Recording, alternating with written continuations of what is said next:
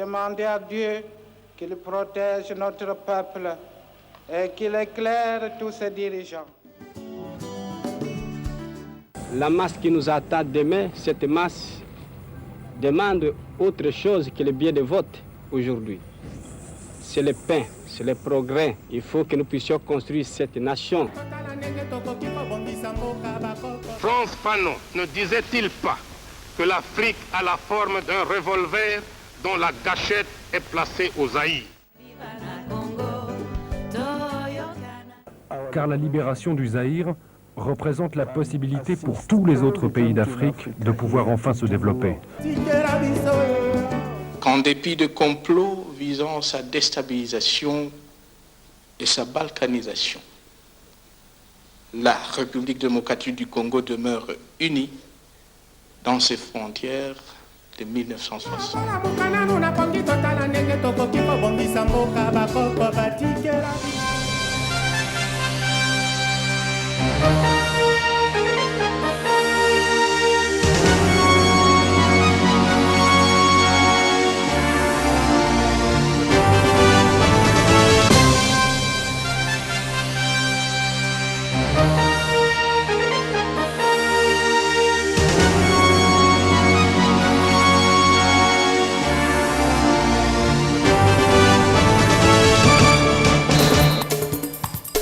Mesdames, Messieurs, bonsoir. Dans l'actualité de ce mardi, malgré la défaite militaire du 1-23, ce n'est pas encore la paix totale dans l'est du pays.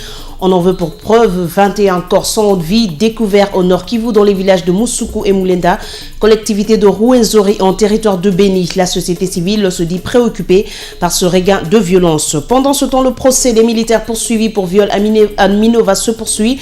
Plus d'une trentaine d'officiers et d'hommes de troupes comparaissent devant la cour militaire de Goma pour répondre des faits infractionnels mis à leur charge. Véritable retournement des situations à la haie, la défense de Jean-Pierre Bemba accuse à son tour la procureure de la CPI, Fatou Bensouda, de subornation des témoins à Kinshasa. L'assistant chargé de la sensibilisation à la Cour pénale internationale calme les uns et les autres. Patrick Chiboui précise que l'affaire n'est pas encore jugée au fond, d'autant plus qu'on n'en est qu'à l'étape de l'audience de première comparution. Enfin, la Banque mondiale a rendu public ce mardi au Grand Hôtel Kinshasa la première édition de son rapport de suivi de la situation économique et financière pour la RDC. Ce document qui contient des analyses pertinentes devrait être considéré comme un instrument approprié pour orienter le dialogue entre le gouvernement congolais et les partenaires tant intérieurs qu'extérieurs. Voilà tout pour le sommaire et bonsoir à tous. Exigé par la communauté internationale et la MONUSCO, le procès des militaires poursuivis pour viol présumé des femmes à Minova dans le Nord Kivu se poursuit. Plus d'une trentaine d'officiers et hommes de troupes comparaissent devant la cour militaire de Goma et l'audience de ce mardi était consacrée à l'instruction de la cause. José Junior Owawa. Les contradictions des militaires auditionnés par cette cour militaire de Goma rendent davantage complexe l'instruction du dossier. Les prévenus qui ont déclaré il y a peu leur non-implication dans cette affaire se rétractent.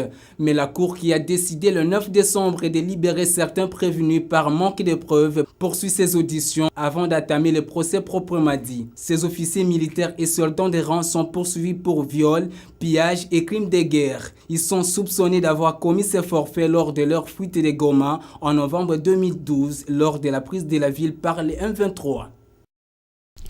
Et c'est dans ce contexte que la société civile dénonce la découverte de 21 corps sans vie au Nord Kivu dans les villages de Musuku et Mulenda, collectivité de Rwenzori en territoire de Beni. Parmi les victimes figurent des femmes, des enfants, dont des jeunes filles. Thomas Dakimbouiti, président de la société civile du Nord Kivu, joint au téléphone par Mariam Boya, dit avoir déjà saisi la haute direction des FRDC et la MONUSCO pour l'ouverture d'une enquête. Je vous propose de le suivre. Pour donner cette information, 21 corps, dont des femmes, des enfants et surtout des jeunes filles. Nous avons remarqué qu'avant d'être décapitées, avant d'être tuées, elles avaient été violentées, violées. Les corps ont été retrouvés sans vie. Nous supposons, comme c'est dans la zone qui a toujours été le théâtre de Zadief Nalou, et que des actes comme ça ont toujours été faits par le Zadief Nalou. Nous pensons que ce sont les Zadief Nalou qui sont pointés des doigts par la population que nous avons rencontrée. Jusque-là, nous avons interpellé les FARDC et la FIB pour qu'ils se mettent directement au travail en traquant les ADF Nalou, comme cela a été le cas du côté du M23 et des FDLF sur l'axe Tinga. Donc nous attendons qu'il y ait des actions concrètes qui soient menées contre ces gens-là pour essayer de sécuriser la population en territoire de Béni. Les envoyés spéciaux encouragent les partis à mettre en œuvre rapidement les engagements auxquels ils ont souscrit dans les déclarations, dont le désarmement, la démobilisation et la réintégration des membres du M23 en RDC, au Rwanda et en Ouganda, selon le cas. Plus de dessins pour déduire que le M23 n'était pas une rébellion au régime de Kinshasa, mais plutôt un groupe armé hétéroclite composé de mercenaires venus des pays voisins de la RDC pour un objectif bien précis. Commentaire de la rédaction avec Thierry Kassongo. En son temps, les rapports des experts des Nations Unies sur l'implication du Rwanda et de l'Ouganda dans la crise qui a servi de lit au pillage des ressources naturelles de la RDC ont été rejetés par Kigali et Kampala avant d'être bloqués au Conseil de sécurité de l'ONU par certaines puissances occidentales. À l'époque, les voisins de la RDC, de même ceux qui les soutenaient dans ce jeu malsain, avaient adopté comme stratégie de défense de renier et de rejeter en bloc toutes les allégations faites par les experts des Nations Unies à leur encontre. La vérité est têtue. Celle-ci vient d'éclater au grand jour à la faveur de la conclusion à Nairobi le 12 décembre dernier des pourparlers de Kampala entre Kinshasa et le M23. Au nombre de réactions pour saluer la signature dans la capitale kenyane de différents documents relatifs figurent celles des envoyés spéciaux de la communauté internationale pour la région de Grand Lac. Dans leur déclaration conjointe faite le 12 décembre 2013 à Nairobi, les envoyés spéciaux pour le Grand Lac notent que les différentes déclarations signées par les antagonistes marquent la fin de la rébellion du M23 et l'heureux aboutissement du dialogue de 12 mois à Kampala. Ils se sont dit confiants quant au retour d'une paix durable dans la région de Grand Lac. Les envoyés spéciaux de la communauté internationale pour la région de Grand Lac ne s'arrêtent pas là. Selon les envoyés spéciaux, le programme DDRRR à l'endroit du M23 va en 3 directions, à savoir la RDC, le Rwanda et l'Ouganda. Ce sont les pays qui ont envoyé leurs citoyens, militaires et autres pour monter le M23 afin d'opérer sur les territoires congolais. Aujourd'hui, la déduction est que le M23 n'était pas composé exclusivement des Congolais pour parler d'une rébellion congolaise. L'AFDEL reste un cas d'école. Après s'être fait tous passer pour de Congolais, les responsables militaires et civils de ce groupe armé ont dirigé conjointement la RDC pendant quelques mois, jusqu'au moment où le président de ces mouvements, par sursaut de patriotisme et nationalisme, a décidé de mettre un terme à la supercherie. Il s'agit de Laurent Désiré Kabila. Il a qualifié ses anciens compagnons d'armes de conglomérats, d'opportunistes et d'aventuriers avant de leur demander de rentrer chacun dans leur pays respectif. On connaît la suite. En réaction, le 2 août 1998, l'AFDEL a accouché du RCD pour combattre les anciens compagnons restés au pouvoir à Kinshasa. La guerre a repris des plus belles parce que ceux-ci n'avaient pas digéré le fait que les Congolais leur ravissent leur business. Mzee Laurent Désiré Kabila a payé de sa vie la défense de la patrie. À noter aussi que dans les rapports des experts de l'ONU, des noms sont cités, entre autres celui de James Kabarebe, aujourd'hui ministre rwandais de la Défense, alors qu'à l'époque de l'AFDEL, il occupait les fonctions de chef d'état-major des FAC, Forces armées congolaises.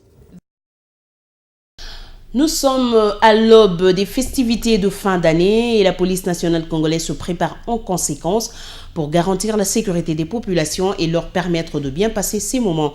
Une série de mesures a déjà été prise pour ce faire et le commissaire provincial de la police l'a annoncé ce mardi. Au cours d'un point de presse, il a en outre annoncé la deuxième phase de l'opération Likofi. Les détails avec José Junior Owawa. Ce face-à-face avec la presse permet au général Oleko de fixer l'opinion sur les objectifs visés par l'opération coup de poing dénommée Likofi. Cette chasse aux bandits urbains vise à nettoyer Kinshasa des gangsters qui sèment la désolation au sein de la population. Après sa première phase, Likofi 2 vise désormais les casernes militaires et policières de Kinshasa, comme l'explique général Oleko. Les autorités ont pris la décision de pouvoir agir au sein des camps. On les recherche, ils sont repérés, on va agir envers eux comme envers tous les autres Koulouna. Et en plus, l'occupant de la maison ou du logement où il était admis à y rester va être évacué du camp. Pour parer à tout débordement, le commissaire général provincial de la police annonce l'interdiction des pétards pendant les festivités. Quant à la circulation routière, la police a déjà pris une série de mesures, dont la courtoisie routière. Les autorités visiblement s'engagent à réconforter les Kinois après des années de psychose causées par les délinquants. On en vient à ce véritable retournement de situation à la CPI, l'audience de confirmation des charges des nouveaux chefs d'accusation qui pèsent sur Jean-Pierre Bemba et sa défense a été interrompue. La défense du leader du MLC accuse à son tour la procureure Fatou Bensouda de subornation des témoins. Côté représentation de la CPI à Kinshasa, on relativise. L'assistant chargé de la sensibilisation des activités de la CPI dans notre pays estime qu'il est très tôt de porter un jugement quelconque à ce niveau de procédure. Patrick Chiboui, des propos recueillis par Mariam Boya et Patsy Alouma. Les allégations de la part de l'avocat, pour être plus spécifique, de M. Jean-Jacques Mangenda, qui est un des membres de l'équipe de la défense, M. Bemba, qui est également poursuivi par le procureur de la Cour pénale internationale pour les atteintes à l'administration de la justice. Donc, les allégations de l'avocat de M. Jean-Jacques Mangenda à l'encontre du procureur portant sur des atteintes à l'administration de la justice qu'aurait pu commettre également le procureur en faisant mention de certains témoins qui réclameraient de l'argent de la part du bureau du procureur. Ça, ce sont des allégations qui ont été présentées par l'avocat de maître Jean-Jacques Mangenda, notamment maître Jean Flamme. Et maintenant, lors de cette audience de première comparution, parce qu'il faut spécifier que c'est à l'issue de cette audience de première comparution que l'avocat a présenté ses accusations, le juge a fait comprendre, fait constater que c'était des allégations qui étaient graves et que la défense devrait présenter des éléments de preuve étayant ces allégations. Donc nous allons maintenant voir quelle sera la suite de la procédure. Et donc à ce stade ici, on ne peut pas faire des conclusions quelconques. Il faut maintenant attendre quelle sera l'issue de la procédure et les juges vont tirer les conséquences par rapport à ces allégations. Donc. Et notez par ailleurs que la défense de maître Emeki Lolo a introduit une requête qui sollicite une mise en liberté provisoire pour ce brillant avocat. Le juge saisi devrait se prononcer au courant de la semaine. Le Premier ministre était lundi à Inga dans la province du Bas-Congo. Le chef du gouvernement était accompagné du numéro 1 de l'Agence américaine de développement, USAID, dans cette visite qui lui a permis de visiter les installations du barrage hydroélectrique d'Inga. Les interlocuteurs de Matata Pogno ont promis eux aussi de participer au grand projet de construction d'Inga 3. Les détails dans ce reportage de nos confrères de Télé 50. La station d'éclaircie et la vallée de dans ces vallées, en vue de produire 40 000 MW, soit l'équivalent de plus de 24 réacteurs nucléaires de troisième génération. Sans prématurément évoquer le montant de l'investissement américain dans ce projet, le chef de l'USAID a rassuré le chef du gouvernement congolais de l'engagement de son pays à financer la construction d'Inga 3. L'intérêt des bailleurs de fonds pour Inga 3 a été renforcé par la signature d'un accord fin octobre entre l'Afrique du Sud et la République démocratique du Congo, par lequel Pretoria s'engage à acheter 2500 MW produits par cette usine, ce qui est perçu comme un bon gage des viabilités financières du projet. La visite de cette délégation fait partie des retombées du dernier balai économique déployé par Matata Ponyo en octobre aux États-Unis. La première édition du rapport de suivi de la situation économique et financière pour la RDC, rédigé par la Banque mondiale, est désormais disponible. Le document a été présenté ce mardi au Grand Hôtel Kinshasa. Il se veut, selon ses rédacteurs, une base d'analyse et un instrument approprié pour orienter le dialogue entre les institutions du pays et les partenaires tant intérieurs qu'extérieurs. La cérémonie de présentation s'est déroulée en présence de plusieurs personnalités, Oscar Bakandoa et Blanchard Kandolo. Ce rapport transmis au gouvernement à travers le représentant du ministre des Finances est le fruit d'un travail qui a porté sur l'année 2012 et une partie de 2013. Il met en exergue les succès obtenus dans la mise en œuvre des politiques prudentes en faveur de la stabilité macroéconomique en République démocratique du Congo.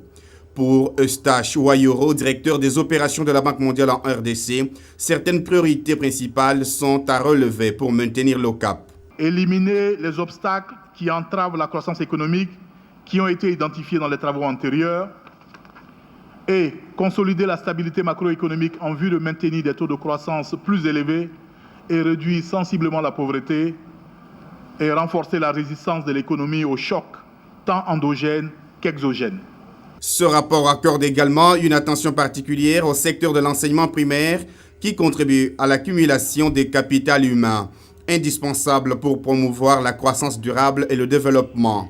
Heureux du travail abattu par l'équipe d'experts de la Banque mondiale, le représentant du ministre a eu des mots justes pour saluer l'initiative qui devra aider le gouvernement à recadrer le tir. La prochaine édition sera disponible en juin 2014. Et du côté du gouvernement, on reconnaît les obstacles dans la politique économique. Pour le représentant du ministre des Finances, le gouvernement tiendra compte de toutes les observations relevées dans ce rapport. Voici un extrait de son allocution choisi par Oscar Bakandoa. Le message qui transparaît en filigrane de ces rapports est que la politique économique est un exercice permanent d'arbitrage entre de nombreux objectifs qui ne sont pas nécessairement compatibles entre eux à court terme. Cet exercice est rendu d'autant plus critique que les ressources financières sont limitées. En liminaire de cet exposé, j'ai évoqué le caractère incisif et constructif du rapport qui a fait l'objet de cette matinée de réflexion. C'est cela qu'on attend d'un véritable partenaire au développement.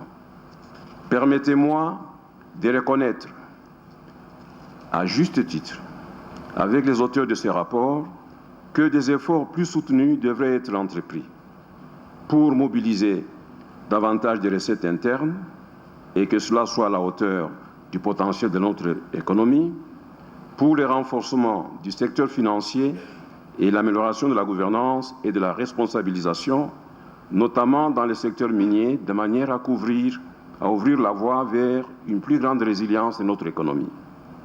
Pour la levée des obstacles à la croissance économique qu'impose la faiblesse des infrastructures, les manques de compétition et la pénurie de compétences, et surtout pour un accroissement des allocations en faveur du secteur éducatif, dont l'importance comme moteur de la croissance est universellement reconnue.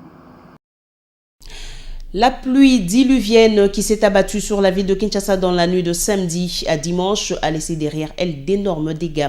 Au quartier Ngezi, dans la commune de Kimbanseke par exemple, des routes ont été complètement défoncées, des maisons entières emportées. On compte même des morts parmi les habitants de ce quartier. Et c'est un constat de Sylvain Galola. La grande pluie qui s'est abattue à Kinshasa dans la nuit de samedi à dimanche a laissé des empreintes dans certaines communes de Kinshasa. On signale d'énormes dégâts et des pertes en vies humaines dans la commune de Kimbanseke, précisément dans le quartier Ngezi. Des maisons effondrées et le dénivellement des terrains. Conséquence, un enfant de 9 mois a trouvé la mort sur place et d'autres noyés et retrouvés un peu plus tard. Les blessés ont été acheminés dans un centre hospitalier dans un état de coma. Les victimes exhortent les autorités urbaines à trouver en toute urgence des solutions à cette situation. Tout est arrivé vers 5 heures du matin lorsque la pluie a commencé. Le mur qui nous sépare au couvent des sœurs a cédé et emporté nos maisons. Nous n'avons plus où habiter avec nos enfants, que les autorités nous viennent en aide, dit cet homme.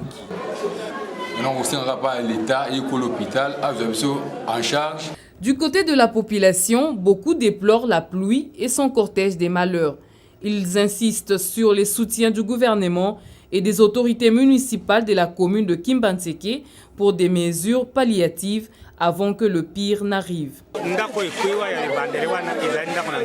Les eaux de pluie ont emporté nos enfants. Dieu merci, nous les avons retrouvés acheminés à l'hôpital. Les maisons sont mal construites et l'eau ne coule pas comme il faut. Voilà ses conséquences.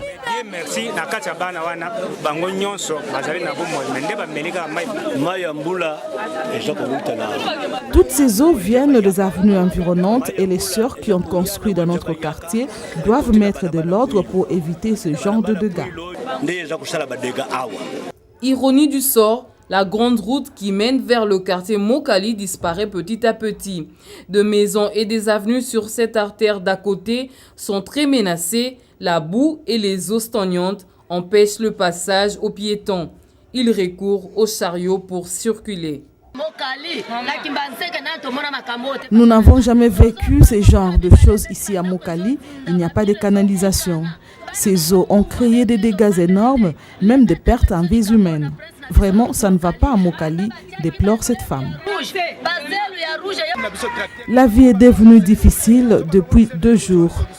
Nous sommes bloqués, pas de circulation. Si les autorités peuvent nous aider avec les engins pour évacuer ces eaux. Nous allons mourir ici avec nos enfants. Que le gouvernement nous aide, dit cette femme. Kimbantseke ne peut être qu'un cas parmi tant d'autres. Le problème de la voirie urbaine passe pour une vraie priorité pour le gouvernement provincial de Kinshasa. Et l'actualité, c'est aussi cette revue de presse que nous présente ce soir Rosa Wazi. La situation sécuritaire en RDC alimente encore la presse de ces mardis. Après les M23, les ADF Nalu tuent 21 personnes à Beni, dans le Nord Kivu. L'Avenir qui écrit cette information à sa une indique que 21 corps ont été découverts dans les villages de Musuku et Mwenda, collectivité des Rwenzori. Cet acte, selon le confrère, porte la signature de rebelles ougandais des ADF Nalu qui s'illustrent ces derniers temps par des tueries et autres actes barbares. Au même moment, Martin Kobler exige l'ouverture d'une enquête, écrit La Prospérité. Dans un communiqué de presse, poursuit le journal, le représentant spécial du secrétaire général en RDC et chef de la mission des Nations Unies en RDC souhaite qu'une enquête soit ouverte dans les plus brefs délais pour faire toute la lumière sur ces violations graves de droits de l'homme. Le gouvernement américain salue l'accord entre Kinshasa et le M23, nous apprend l'Observateur. Pour les USA, la fin de ces conflits marque un pas vers une paix durable dans la région troublée des Grands Lacs, même si les discussions n'ont pas abouti à un accord contraignant. L'émissaire américain pour la région des Grands Lacs, qui a aidé à faire aboutir le pourparler, a souligné que les engagements pris étaient une bonne nouvelle dans une région qui en a eu beaucoup de mauvaises. Les potentiels notent que le M23 n'était pas une rébellion congolaise. Pour le journal, l'attitude de la communauté internationale d'encourager les partis à mettre en œuvre rapidement les engagements auxquels ils ont souscrit dans les déclarations. Du fait, pour le confrère, il y a plus de dessins pour déduire que le M23 n'était pas une rébellion au régime de Kinshasa, mais plutôt un groupe armé hétéroclite composé de mercenaires venus de pays voisins de la RDC pour un objectif bien précis. Le palmarès, quant à lui, après avoir examiné le dossier des ex-combattants du M23, voit que la RDC se trouve devant une lourde et une inquiétante facture à supporter. Il faudra disponibiliser une enveloppe spéciale pour la démobilisation et la réinsertion sociale des ex-combattants du M23. Ça sera un coup dur pour des entités administratives de régie financière et les entreprises publiques. Et c'est la fin de cette revue de presse. Merci Rosa Wazi pour cette revue de presse qui met aussi un terme à ce journal. Merci à vous tous de nous avoir suivis. Au revoir.